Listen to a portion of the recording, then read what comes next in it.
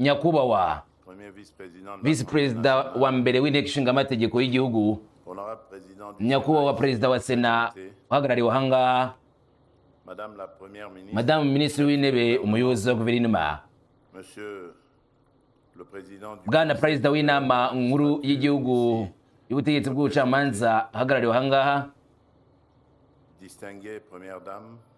nyiricyubahiro umugore wa mbere mu gihugu, banyacyubahiro bagize inteko ishinga amategeko n'abasenateri, banyakubahwa abanyamuryango ba guverinoma,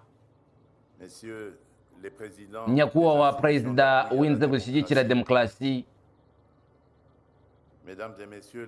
banyakubahwa abanyamuryango b'urwego rwa diplomasi n'abahagarariye imiryango mpuzamahanga, bashyitsi b'icyubahiro, bagore namwe bagabo, inshuti zanjye zikomeye, ibihugu zubakwa binyuze mu cyizere cyo gukomeza kubaho, nanone kandi binyura mu ngorane, kandi bisaba kuzitsinda mu z'ukuri bafite ubutwari bwo kwitanga ndetse no kureba imbere neza. Amateka ya Repubulika ya Kongo ni inkuru y'abaturage bababaye cyane, ariko ntabwo bigeze batsindwa, harakubiswe ariko baracyahagaze. Abantu mu mutima w'ibyago batigeze bacika intege ku mahoro, ubutabera no ku bumwe bw'igihugu. Kuri uyu munsi wo kwibuka Genocide, igihugu cyacu gikusanya urwibutso rwacyo, ububabare n'ibyiringiro zacyo. Ntabwo tubikora kugira ngo twibutse ibikomere cyangwa ngo dukomeze kuba imbohe z'ibyahise, ndetse yewe no kubaka ikigega cy'ubucuruzi binyuze muri ibi ngibi, ahubwo kugira ngo haboneke ukuri, abahohotewe bari mu mwanya wabo bagizweho ingaruka n'iyi nkuru mbi, bungabunge n'ibisekuruza by'ejo hazaza kugira bitazongera guhura n'izi ngaruka. Uyu munsi Repubulika yose ihagaze mu ituze, gutekereza ndetse no mu cyubahiro. Nshimira abantu babarirwa muri miliyoni, abagore n'abagabo, abana bahohotewe mu by'intambara, ubwicanyi, kuvanwa mu byabo, urugomo rw'ubusambanyi n'ubundi bugizi bwa nabi bukorerwa igitsina gore byashyizwe ku gihugu cyacu kijya mu cyunamo. Iki cyubahiro mu kwibuka abahohotewe n'ibyaha by'iyi ntambara, ibyaha byibasira inyokomuntu, icyaha cyo gukubita ndetse n'ibikorwa byose by'urugomo byakorewe ku bantu bacu hirengagijwe amategeko mpuzamahanga, bishoboka ko bigaragara neza ko ari ubwicanyi bwa jenoside bwateguwe. Repubulika yunamiye imbere y'imiryango yose, abahohotewe, abarokotse ndetse yewe n'abagifite ububabare bw'urugomo bakorewe. Tunamiye imbere y'abahohotewe, abantu ku giti cyabo ndetse n'abavuzwe mu mazina, abashyinguwe, abatarashyinguwe, abamenyekanye n'abataramenyekanye, bose bakeneye ubutabera. Nta n'umwe muri buno buzima bwatakaye wakirengagizwa. Inyuma ya buri kimwe muri izo hari isura, inkuru, umuryango, bimwe mu nzozi ndetse n'isezerano ry'ejo hazaza. Buri kimwe muri ibi ngibi ni imyumvire y'igihugu, buri kimwe cyose kiradutegeka. Mbere yo gukomeza kuri iki cyerekezo mu ijambo ryanjye, ndatumira nanone cyane kugira ngo tujye bimwe dutekereza, kwibuka abantu bose baguye muri iki gihugu mu byago, ndagira ngo dufate umunota wo kubibuka duhagaze.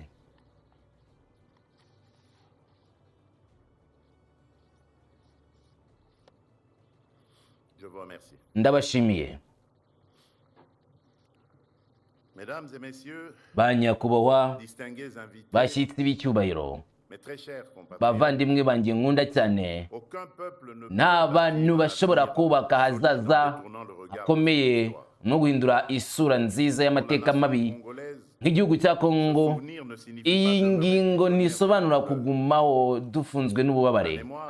Kwibuka si ukuramya ibyahise cyangwa se kubungabunga imvune, ahubwo ni umurimo w'ukuri, gusaba ubutabera n'igihome cyo kwirinda ugaruka k'ubwo bugome. Kuva Kasika kugeza Makabora, kuva Katogota kugeza Mwenga, kuva Shabunda kugeza Kamituga, kuva Bukavu kugeza Uvira, kuva Tingitingi kugeza Kalima, kuva Nyakunde kugeza Kisangani, kuva Kishishe kugeza Lutshuru, kuva Kitanga kugeza Bwito, kuva Ituri kugeza Kivu y'Amajyaruguru, Kivu y'Amajyepfo, Maniema, ndetse no muri Tanganyika na Kasayi. Gusa ahantu hose ni uturere twacu twagizweho ibimenyetso by'urugomo rukabije rw'ibi bikorwa bibi. Nyuma ya buri zina muri aya mazina hari ubuzima bugabanuka, imiryango yasenyutse, imidugudu yashenywe, abagore n'abana bakorewe iyicarubozo, imiryango itatanye, kandi n'abaturage bose bahatiwe guhunga. Hejuru ya byose kandi hari ibishushanyo by'abantu bari mu bubabare budashobora kuzibagirana. Ibizago si ibintu byoroshye, urukurikirane rw'ibintu byihariye.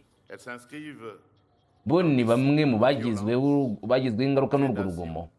Ubugome, kwivanga no kudahana byagize ingaruka ku bantu bacu kandi bica intege ubumwe bw'igihugu cyacu. Mu turere twinshi tw'igihugu cyacu, inyubako gakondo n'imiryango yarahungabanye. Abategetsi gakondo barishwe, abandi barirukanwa cyangwa se basimburwa ku gahato kugira ngo bahungabanye abaturage kandi bashyire abaturage mu bikorwa bibi. Jenoside y'ubutegetsi bunyuranye n'ubushake bw'ubutegetsi bwacu bw'igihugu cyacu nibwo bwashyirwagaho. Kubera ko duhanganye n'iki kibazo, Repubulika ya Kongo ntabwo izashobora guceceka cyangwa ngo yegure. Ugomba gukora ubushakashatsi no kwemeza ibintu bifatika, gukusanya ubuhamya, ubika ibimenyetso, kugaragaza ibimenyetso bahohotewe no kubaha urwibutso rwabo. Tugomba kandi kohereza ubutumwa ku mateka y'ibihe bizaza, ukuri, kubohoka ku kuhakana ndetse no kuva ku guhimba inkuru, ndetse tukagaragaza iby'ukuri. Ni iki gisabwa ku rwego rw'igihugu kugira ngo Genocide igaragare ko yavutse? Binyuze muri iyi Genocide, leta ifata ubwitange bw'ibanze. Nta muturage w'Umunyekongo usigaye inyuma mu mibabaro ushobora kutitabwaho. Nta cyaha kigomba kwibagirana. Nta wahohotewe n'umwe ugomba gusigara adashyinguwe mu cyubahiro. Ku nshuro ya kabiri, mureke twige kuba bucece bw'amateka. Igikorwa cyo kwibuka ntabwo kigamije kurwanya abantu, ntabwo kandi ari uguhamagarira urwango cyangwa se ubutumire bwo kwihorera. Oya, ntabwo tugamije guteranya abaturage cyangwa ngo dushinje abantu bose kuba baragize ibyaha cyangwa se bagize uruhare muri bino byaha byibasiye abantu. Amatsinda yateguwe n'abantu bari bafitemo ububasha. Binyuranye n'ibyo, twemeza ko twemera icyaha rusange cyabaye, kandi nta mahoro ashobora kubaho nyakuri hatabayeho ukuri nyako, ubwiyunge burambye, ndetse hatanabayeho kumenyekana kw'imibabaro cyangwa se ubutabera n'icyubahiro cy'abahohotewe, kigatangwaho amahirwe ya politike kugira ngo abantu bubahwe. Muri iki gihe kandi tugomba gukomeza itandukaniro rikomeye hagati y'inshingano z'igihugu zo kwibuka ndetse no gushyira ibintu mu byiciro byemewe n'amategeko. Genocide ni urwego rw'urwibutso muri Repubulika ya Kongo ku bahohotewe, abagizwe ibyaha bikomeye cyane by'ubugizi bwa nabi n'ibihohoterwa byibasira uburenganzira bwa muntu ndetse n'ibyaha byakorewe ku butaka bwacu. Impamyabushobozi yemewe n'amategeko y'itsembabwoko ku bijyanye n'ibyabaye bigengwa n'ibisabwa n'amategeko mpuzamahanga. Bigomba gushyirwaho n'inzego zifitiye ububasha hashingiwe ku ibimenyetso n'ibipimo ngenderwaho y'amategeko akurikizwa. Ubu buryo rero bubiri ntibuvuguruzanya, buruzuzanya. Urwibutso rurakusanywa rurabungabungwa kandi rukoherezwa. Itegeko rikora iperereza rigatanga uburenganzira ku cyaha kandi rigashyiraho inshingano. Kwibuka birinda abahohotewe gusibangana kandi ubutabera burinda umuryango ukudahana no kongera gusubirwamo kw'ibyaha. Niyo mpamvu guverinoma ya Repubulika ya Kongo yiyemeje kuyoborwa nanjye guteza imbere mu buryo bukurikije gahunda uhuza no gufata icyemezo kuri ibi zombi ibisabwa nk'uko bigaragara kugira ngo tugumane urwibutso rw'abantu bacu kandi duteze imbere umurimo w'ubutabera. Tubikesha kwibuka ababikoze badusize. Dufitiye abarokotse ibyo ngibyo. Twebwe dufitiye abana bacu umwenda. Repubulika ntigomba kubirengagiza. Banyacyubahiro, bashyitsi bakunda igihugu, iki gikorwa cyo kwibuka kirimo gusubukurwa muri uyu mwaka uburemere bwihariye. Ubwo igihugu kiri mu cyunamo mu gihe cyo kwibuka abagizweho ingaruka, umuryango wa Kongo, abaturage ba Kongo n'ubundi baracyabazwa n'ubwicanyi, ihohoterwa rishingiye ku gitsina, kwimurwa ku gahato, gusahurwa umutungo wacu ndetse n'igabanywa ry'ubutaka bwacu. Igice gisigaye mu burasirazuba bwa Kongo kigaruwe mu buryo bunyuranije n'amategeko, mu gihe miliyoni z'abaturage bacu batuye mu bwoba, agahinda no guhunga bahungiye imbere mu gihugu. Repubulika ya Kongo ikomeje guhangana n'ubugizi bwa nabi buyobowe n'u Rwanda n'abaruhagarariye muri iki gihugu, cyane cyane bazwi nka FC23.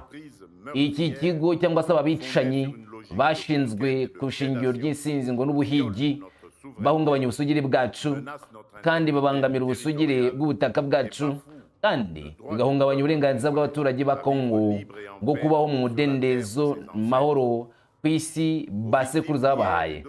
Wahohotewe rero bo ejo n'uyu munsi, warokotse ku miryango yabuze ababo ndetse no ku miryango iri mu kababaro, ndabahanganisha mu izina ry'igihugu. Imibabaro yanyu ntizigera yibagiranwa, icyubahiro cyanyu ntikizigera kivugwaho na rimwe. Uburenganzira bwanyu bw'ukuri, ubutabera ndetse no gusana umutekano bizaba ari ibintu ugomba kurindwa.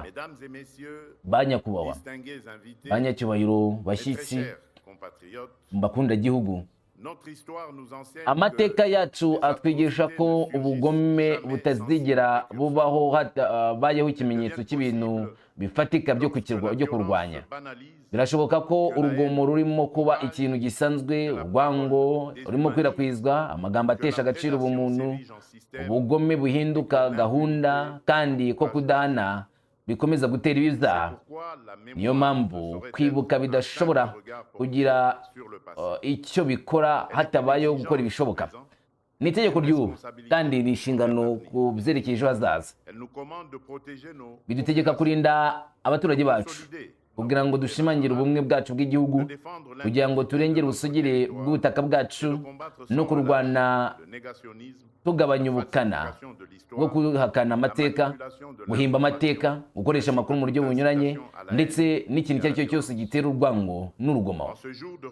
Kuri uyu munsi wo kwibuka ku gihugu cyacu, njyewe nemeje mu buryo bweruye imbere y'igihugu n'umuryango mpuzamahanga ukwishyira ukizana gukomeye kwa Repubulika ya Kongo kugira ngo amahoro atunganye, arambye kandi ahamye ashingiye ku mategeko mpuzamahanga, kubaha icyubahiro cya muntu, ubutegetsi bw'igihugu n'ubusugire bw'ubutaka bigerweho. Kandi ntihakagire uwumva nabi. Ubushake bwacu bw'amahoro ntabwo ari intege nke cyangwa ngo abe ari ukwiyanga. Abaturage ba Kongo bafite uburenganzira bwo kubaho mu bwisanzure, umutekano, mu bumwe bw'igihugu cy'amavuko yabo kandi bafite ububasha bwuzuye. Ubu burenganzira rero ntibushobora gusobanurwa cyangwa se kuganirwaho. Ntabwo ari ikintu gishobora kubanza kuganirwaho cyangwa se ngo gisubizwe inyuma. Niba umugore wese wa Kongo, umugabo, buri gisekuruza cyose cyagenewe kuzasimbura abangaba kigomba kubaho. Inshingano yo kwibuka no kurengera ubusugire bwacu bikomoka ku bisabwa bimwe: kurinda ubuzima, gushyiraho ukuri, gukorana ubutabera, kubungabunga icyubahiro cya muntu n'ubwishingizi ku bantu bacu. Amahoro agomba kubaho mu buryo bwemewe n'amategeko. Banyakubahwa, banyacyubahiro, bashyitsi, inshuti zikunda igihugu, inshingano yo kwibuka ntishobora kuba kugabanya ibisabwa. Bigomba kugira isura mu bikorwa bya rubanda kugira ngo bibe birambye kandi byishingikiriza ku nzego zihamye, amategeko akwiriye, indishyi, ubushakashatsi bwigenga kandi bufite akamaro, n'uburyo bwo kohereza ubutumwa buteguwe ku isekuruza bizaza. Ni muri ubwo buryo rero budahemuka ubwitange bwakozwe mu kwibuka ku bantu bacu babarirwa muri za miliyoni bahohotewe. Natangaje ku ya 2 Kanama 2025 ko hashinzwe inzu ndangamurage y'igihugu ya Genocost. Nyuma y'umwaka umwe rero, uyu muhigo hagati mu cyiciro cyo gushyira mu bikorwa ugezweho. Inyigo zo kwitegura zaratangiye, n'imirimo gushushanya ikomeje kujya mbere. Iyi ngoro ndangamurage izaba igamije kubungabunga ububiko bw'inyandiko, buhamya, ibimenyetso bifatika n'akazi kakozwe na siyanse ku byaha bibangamira amategeko mpuzamahanga cyangwa isana n'ibyaha byakorewe ku butaka bw'igihugu cyacu.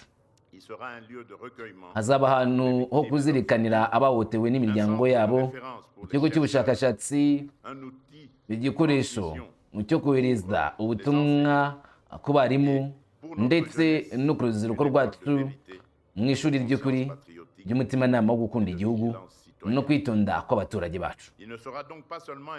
Kubwiza ntabwo bizaba gusa inyubako, bizaba ahantu heza ho kwibuka igihugu, hano kumenya byinshi n'inkingi yo kwirinda kwibagirwa, guhimba iby'amateka ndetse no gusubiramo ibyago byagwiriye abaturage bacu.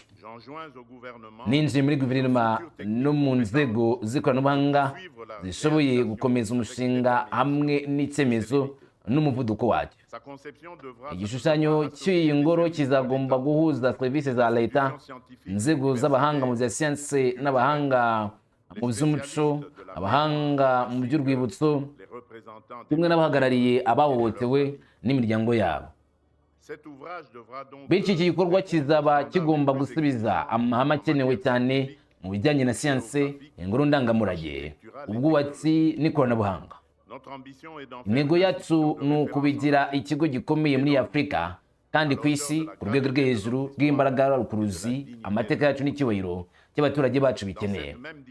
Muri uwo mwuka rero, ntumiye inteko ishinga amategeko igiye kurangiza inyandiko ikenewe kugira ngo turusheho guhuza neza urwego rw'amategeko rujyanye n'ibisabwa n'amategeko n'ubutabera, kurengera umurage wacu, urwibutso ndetse n'intambara yo kurwanya uguhakana amateka, guhimba inyandiko mpimbano, amateka ndetse n'ibiganiro byatanzwe bipfobya, bitegura cyangwa se gusobanura impamvu z'urugomo rukabije rwabaye mu gihugu cyacu bitandukanye n'ukuri. Nanone niteze ikintu kivuye kuri leta ko bashishikariye gushyira mu bikorwa imirimo y'ingamba z'igihugu mu ikoreshwa ry'urwego rwo guhangana n'ubwicanyi n'ubuvugizi bwagiye bukorwa ku bahohotewe kugira ngo dushyireho garanti kuri bo uhereye ku guhera mu mwaka utaha w'ingengo y'imari, abakozi, tekinike n'imari hazatangwa ibikenewe.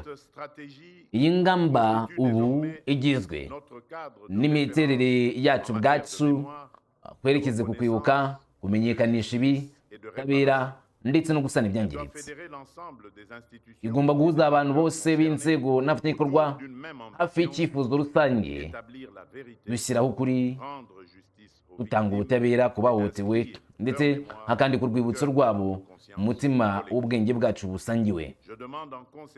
Bityo rero ndasaba byuzuye ishyirwa mu bikorwa ry'ubu buryo bw'igenzura n'isuzumabikorwa. Inshingano zigomba kuba zagaragajwe neza, ibisubizo bipimwe buri gihe kandi n'inzego zisabwa gutanga raporo y'ibikorwa zabo. Muri urwo rwego rero ndashaka gushimira akazi kakozwe n'impande zose abafatanyabikorwa bagize uruhare muri gahunda yo gushakisha indishyi zuzuye ku bahohotewe, ariko cyane cyane kuri abo bose akenshi baba bari kure y'urumuri, bakusanya ubuhamya bw'abarokotse, inyandiko z'ibyaha zijyana n'imiryango kandi igatanga umusanzu wayo kugira ngo bagarure icyubahiro cyabo.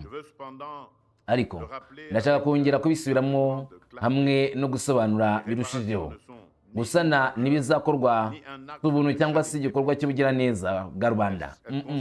Bigize inshingano y'ubutabera, uburyo bufatika bwo kugaragaza ubufatanye bw'igihugu n'intambwe ngombwa mu gusana icyubahiro cy'abahohotewe. Bagomba kuyoborwa no gukora neza, gukorera mu mucyo, ubutabera bwa hafi.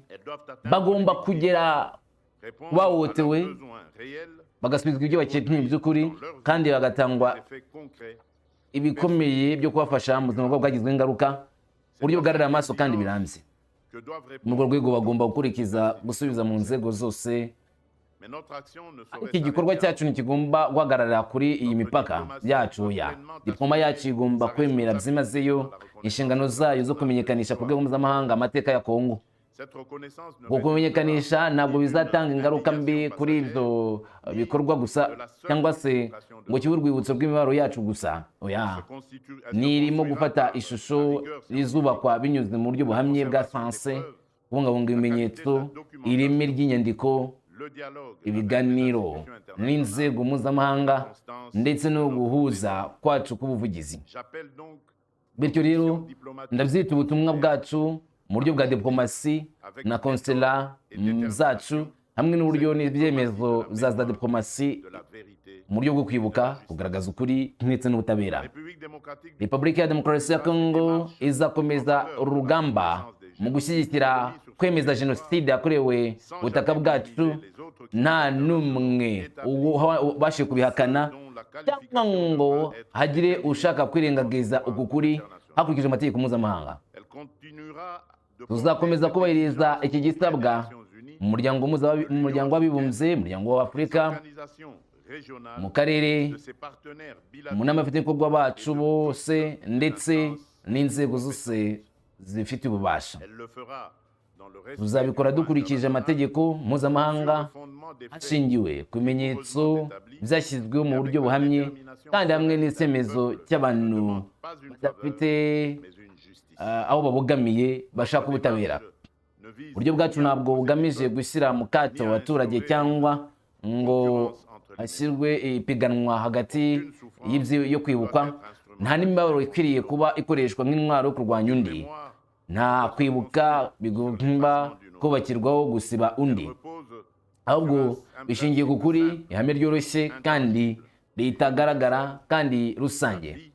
Ubuzima bw'abahohotewe muri Kongo bwagize agaciro kamwe nk'uwahohotewe uwo ari we wese ku byaha by'ubugizi bwa nabi bukabije, ko byaba bimeze kose, inkomoko, igihugu cyangwa se iherezo.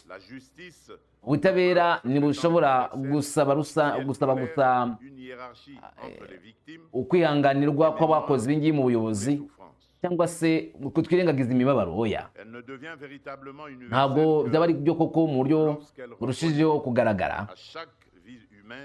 Mu gihe twemera ubuzima bwa buri muntu bufite icyubahiro kimwe, kugira ngo twemere ubuzima bw'uwahohotewe ko bufite uburenganzira bungana n'ubw'undi, kandi ko tugomba kwemera ko uburenganzira bwa buri wese bukwiriye ubutabera, aho ngaho niho tuzaba tubikoze.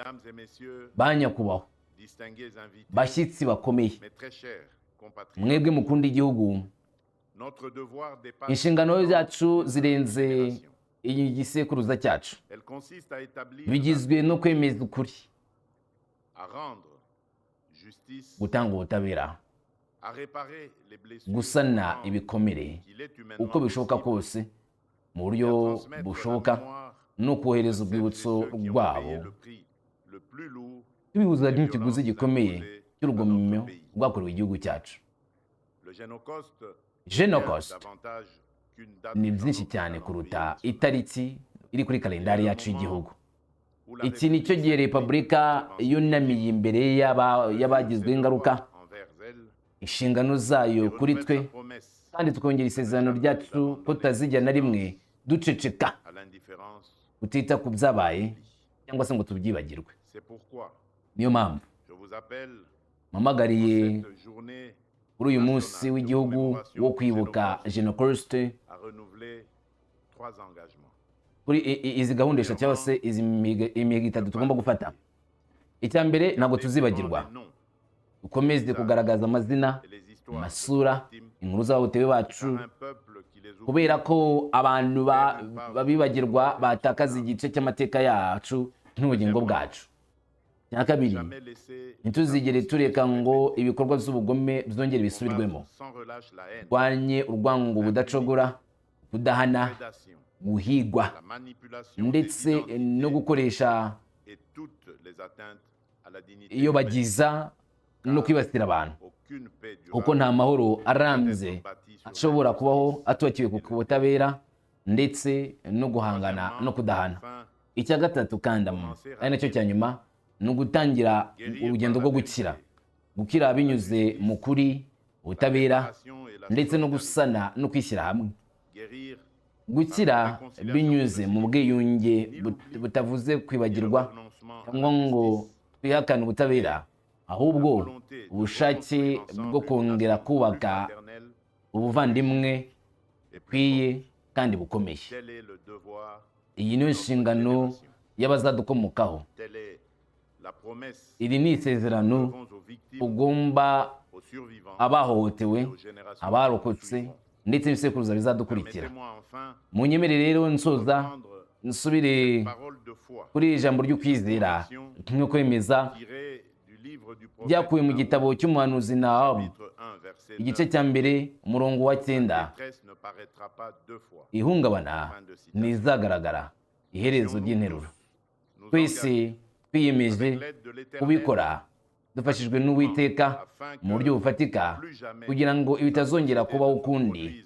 Ibikorwa by'ubugome ntibigomba igihugu cyacu uko cyaba kiri kose, impamvu cyangwa se uko bizagenda kose. Ntituzigera twibagirwa, ntibizongera kubaho, sinzongera gukira njyenyine. Imana ihe umugisha Repubulika ya Congo n'abaturage bayo. Ndabashimiye. La République démocratique du Congo, les discours du président de la République. Excellence, Monsieur le Président de la République. Ni umuhango wo kwibuka Genocoste bavuga ngo yakorewe abakongomani. Ni genocide bavuga ko yakozwe n'u Rwanda kandi ikomeje gukorwa ngo n'ubungu gutaka bwa Repubulika ya Congo. Tshisekedi Tshilombo yumvikanisha yuko ibingi bidakwiriye kwihanganirwa. Mu magambo ye yagaragaje ko atazigera bibagirwa ibyabaye ku butaka bwa Repubulika ya Congo kandi bavuze neza yuko batazigera birengagiza ibyabaye. Ubu uyu numwe utanga ubuhamya y'ibyabaye ku butaka bw'igihugu cye mu myaka yashize muri genocide yakorewe abakongomani. Ati: banyacyubahiro bashyitsi, umugore wa perezida, mwebwe mwatutse mu nzego zitandukanye, mufite ibyo mukora, mwaramutse. Nitwa Mami Kahambu, waturutse muri South Africa Congo, niyo mvuka mu ntara Kivu Amajyaruguru. Mu myaka 6 mama yari yapfuye igihe yashakaga kugira ngo habeho ukwizera kwari kuza inyuma yanjye. Data yari yaradutaye. Nakuriye mu gace kagoranye cyane kuko papa wanjye yaradutereranye kandi ibyo nari niteze hagati yanjye n'umuryango wanjye ntabwo byigeze bibaho. Ninatangiye amashuri abanza tubikesha umusamariya mwiza muri ako gace. Twarasigaye twenyine mu nzu na mushiki wanjye mukuru i Kanyabayonga.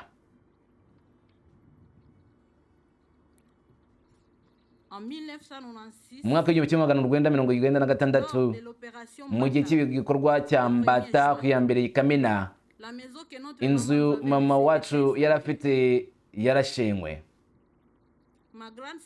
Mukuru wanjye kubera ko tutari dufite aho tuba yagiye Goma gushaka uko yakora kugira ngo duhuze tubone ibyo dukeneye.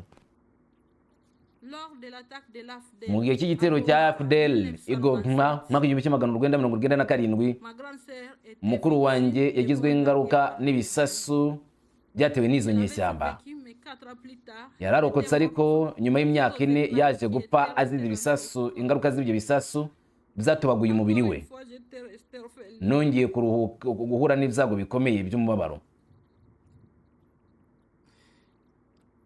J'ai grandi dans des conditions nakuriye mu mimerere difficiles. igoye, J'avais le goût d'étudier, mais nifuzaga personne kwiga n'était ariko là nta pour muntu prendre en n'umwe charge mes wagombaga études. kubimfashamo mu masomo yanjye. Grâce à Dieu, Imana ishimwe. Ariko quand j'ai eu l'âge adulte, nkigera mu bwana, nkiva mu bwana nashyize hamwe na korali ya maratana ya CBK ikoresha ururimi rw'igifaransa Butembo, muri Butembo, kandi nigishijwe uburyo bwo gukata no kudoda imyenda. En 2005, Mu mwaka wa 2005 j'ai eu un mari nari mfite umugabo. et mon mari, Umugabo wanjye pour l'amour qu'il avait avec moi, kubera urukundo m'a yankundaga, envoyé à l'école. nsubije mu cyiciro cya nyuma J'avais cy'amashuri. l'âge adulte, Kubera ko nari nkiri nari ngeze mu bukuru, moyen de reprendre nta buryo bwo l'école gusubira pour mu les mashuri yo enfants. hasi nari J'avais fait mfite. l'école de récupération des adultes. Nagiye mu mashuri yagenewe abakuru yakoreraga Igoga. Arrivé à 6e année, Maze kujya mu mwaka wa gatandatu les examens d'état. twagombye gukora ibizamini bya leta. On n'avait pas de Abantu place bakuru rero ntabwo twari dans les dufite écoles, umwanya mu dans les mashuri écoles régulières, wo on gutanga devait nk'abantu faire basanzwe, twagomba gutanga nk'abakandida bigenga. comme autodidacte, on avait Umuntu peur wiyigishije de pas twatinyaga déboucher. ko tutazabikora ngo tubone L'idée diploma. nous était venue en tête disant qu'il Niyo mpamvu y a twagize une igitekerezo école de cy'uko Walikale. ngomba kujya gukorera muri Walikale. Quand même, on accepte Byibuze wenda que les twemera gens ko étudient, que les gens abantu présentent, parce que biga dans les bakabona Walikale, il y a des ubumenyi lycées hariya muri Walikale ne favorisés par les hakurikijwe gens. inyigisho z'aho ngaho zisanzwe zitangwa. Et nous, en tant qu'adultes, on Kandi avait twebwe dit, nk'abantu on bakuru va twari fonder twavuze des ko écoles tuzakoresha aka gace mu rwego rwako tugahagararirwa. Ku ya 23 Kamena 2009 lors de l'allée vers mu nzira Walikale, ijya i Walikale il y a un village qu'on appelle hari Kalembe. umudugudu witwa Kalembe. À Kalembe, il y avait une Muri bande de Kalembe hari MONUSCO ibirindiro qui za escortait MONUSCO tout passage. zaherekezaga buri muntu wese werekeza Pinga. Kuva Pinga ujya Kalembe 36 twagomba kunyura tujya gukurikiza mu cya leta. Rero habaye ibindi bikorwa bikomeye cyane, umutekano wa MONUSCO wagomba kudurinda waraherekejwe tugezwa Pinga. Mu gihe cyo kugenda rero ku ya 23 Kamena 2009 MONUSCO yaduherekeje, kandi twari twatsinze ibizamini byacu tumeze neza cyane dufite umutekano. Kugira ngo nsubire i Goma rero ku 29 Kamena, MONUSCO yongeye kuduherekeza tuvana Pinga tugeza Kalembe, aho twagomba gufata imodoka tujyana i Goma. Polisi ya Kalembe yari yavuze ko ari umunsi ubanziriza ubwigenge ku gihugu cyacu, ko nta kugenda guhari. Dukurikije uko ibintu byari bimeze, abanyeshuri twari dufite kugenda umuhanda twenyine nta muherekeza.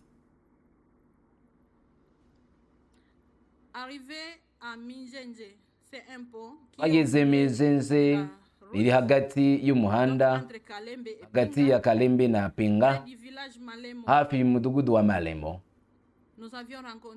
Twari twahuye n'abagabo bamwe bambaye impuzankano za gisirikare bari kuvuga ikinyarwanda. Abagabo baradutoteje, badukora iyicarubozo, baratwibye byose twari dufite, kandi mu by'ukuri badufashe no ku ngufu.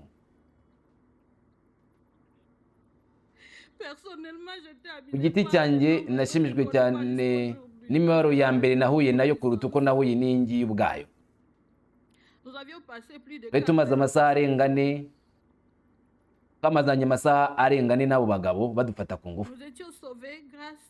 Twakishijwe tubikesheje na bagenzi bacu abanyeshuri barokotse gato bagacika, bahita bajya kuri MONUSCO Kalembe.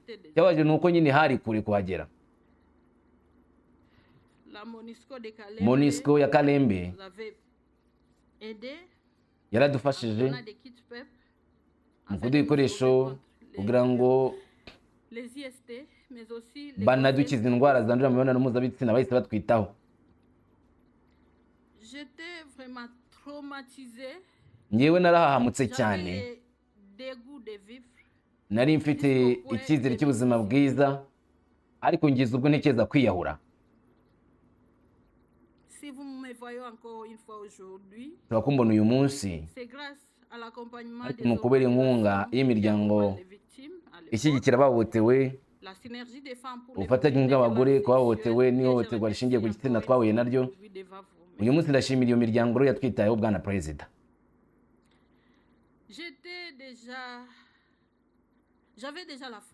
Nanone kandi mu mbaraga namvishe ngomba gukora cyane. En 2013, la Mwaka na cumi na gatatu Chirurgie ubufatanye intégrait bwari dans bwarashyizwe CDI. hamwe n'abakozi kugira ngo abafashwe ku ngufu bahuye n'ibyago bitari bikeya nkanjye Contribué à bafashwe. plusieurs Nagize uruhare muri byinshi, plaidoyers pour ingingo l'élaboration des zo textes kwandika juridiques inyandiko, protégeant les amategeko arengera abahohotewe.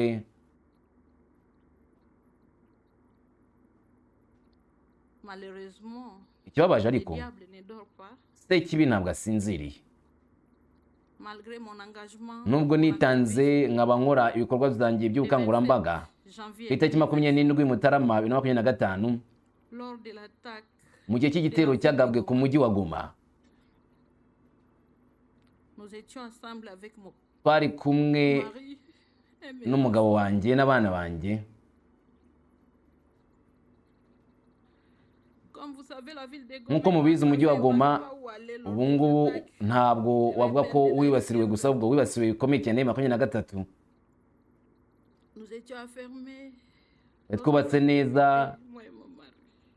njye n'umugabo wanjye tubanye neza. Une bombe nous était là. Igisasu cyaraduteye.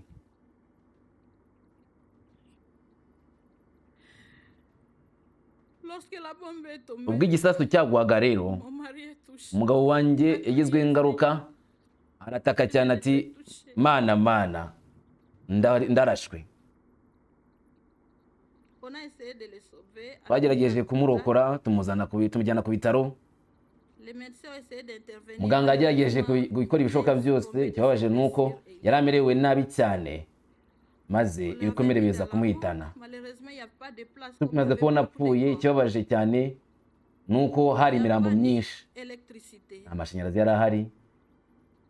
4 jours plus tard, Nyuma y'iminsi ine ibitaro byasabye quarantaine kuko yaratangiye kubora, basabye ko bamutwika. j'ai refusé. Narabyanze. Pourquoi? Kubera iki? J'ai des enfants. Mon Kuko mari m'a laissé mfite avec abana. un Umugabo bébé. wanjye yasigiye umwana w'imyaka 6 n'ukwezi. Uyu munsi umwana wanjye afite imyaka 2, uwo ngo wari ufite ukwezi. Il sillonne toute la maison. Atangira guhamagara papa mu nzu, iyo ndi mu nzu nkumva ndababaye. Il appelle papa. Je dis, Agahamagara papa, nta muntu ufite wo kumubera papa hano ku isi. la guerre a détruit aussi ma maison. Intambara yasenye inzu yanjye. Aujourd'hui, si vous Uyu munsi ça, c'est grâce nimubona à ni la Kinshasa, fédération des victimes qui m'avait déplacé. ni ubufasha bw'umuryango wita ku bahohotewe wafashe umuryango wanjye. Malgré toutes ces douleurs, Nubwo hari je me dis ububabare non, bwose, non, non, non, ndavuga noya rwose. je dois m'élever. Ngomba guhaguruka. Ngomba Je guhaguruka. dois m'élever parce qu'il y a Ngomba une guhaguruka kuko génération hari de ab'iki femmes que gihe je dois bari imbere yanjye ngomba gukiza ku buryo badashobora kwihanganira ibyo nanyuzemo, ibyo nakorewe bitazabageraho. Il y a mes enfants qui ne doivent Hari plus abana être banjye batagikeneye gufatwa ku ngufu nkanjye.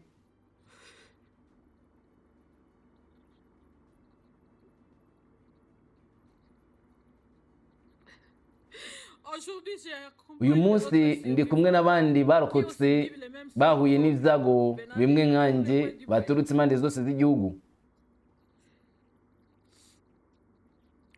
Notre rôle Uruhare rwacu rero ni uruhe? à vous partager nos histoires. Kuri mwebwe dusangiye inkuru, ibi ntabwo bigamije kudutera guhangayika cyane ngo turire, ahubwo ni ukwita ku mutimanama wa buri wese. N'uyu munsi haracyari jenoside ikorera ku butaka bwa Kongo mu Burasirazuba. Tugomba gutanga umusanzu rero, dushaka amahoro arambye. Tugomba kuvuga ngo oya rwose, ibyabaye birahagije. Twahuye n'ibibazo byinshi bihagije. Nk'uwahohotewe, turasaba ubutabera ndetse n'indishyi. Amaraso y'inzirakarengane, amaraso y'abishwe arataka ko yanditse kandi ashaka igisubizo. Aba ngaba babikoze bagomba kubiryozwa. Ibyo badukoreye ndabashimiye. Ibyo ni bimwe mu byabereye umuhango wo kwibuka i Kinshasa imbere ya Tshisekedi. Amahoro.